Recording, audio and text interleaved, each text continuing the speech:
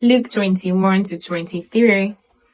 Jesus looked around and saw rich people dropping their gifts in the temple treasury. And he also saw a very poor widow dropping in 2 little copper coins. He said, I tell you that this poor widow put in more than all the others, for the others offered their gifts from what they had to spare of their riches. But she, poor as she is, gave all she had to live on. Some of the disciples were talking about the temple, how beautiful it looked with its fine stones and the gifts offered to God. Jesus said, all this you see, the time will come when not a single stone here will be left in its place. Everyone will be thrown down. Teacher, they asked, when will this be, and what will happen in order to show that the time has come for it to take place? Jesus said, watch out, don't be fooled. Many men claiming to speak for me will come and say, I am he, and the time has come, but don't follow them. Don't be afraid when you hear of war and revolution. Such things must happen first, but they do not mean the end is near. He went on to say, countries will fight each other, kingdoms will attack each other. There will be terrible earthquakes, famine, and plagues everywhere. There will be strange and terrifying things coming from the sky. Before all these things takes place, however, you'll be arrested and persecuted. You'll be handed over to be tried in synagogue and be put in prison.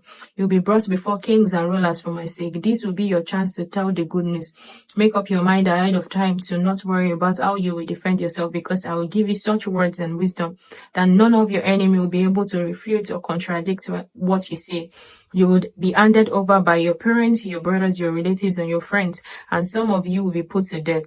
Everyone will hate you because of me, and not a single hair from your head will be lost. Stand firm, and you will save yourselves. When you see Jerusalem surrounded by armies, then you will know it will soon be destroyed. Then those who are in Judea must run to the hills. Those who are in the city must leave. Those who are out in the country must not go into the city. For those will be the days of punishment to come through all that the scripture says. How terrible it will be in those days for women who are pregnant and for mothers with little babies.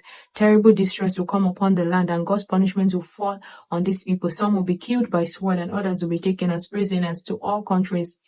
And the earth will trample over Jerusalem until the time is up. And it talks about the coming of the Son of Man, the lessons of the fig tree.